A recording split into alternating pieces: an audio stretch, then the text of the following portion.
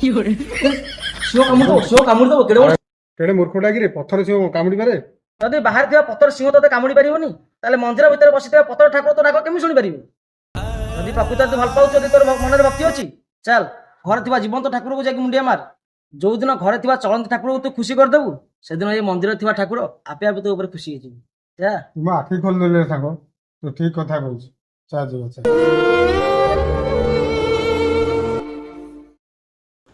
ବାପା ନମସ୍କାର। I love you ବାପା। କଣ ଏ ଦିନିକିଆ କଟକ କୁଆ ଗଲ?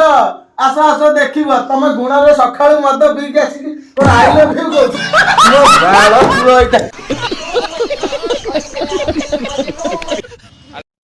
ମୁଁ ତ କର୍ମ କରିବାକୁ ଚାହୁଁଛି, କିଏ ଜାଣେ କାହିଁକି ସବୁ କାଣ୍ଡ ହେଇଯାଉଛି।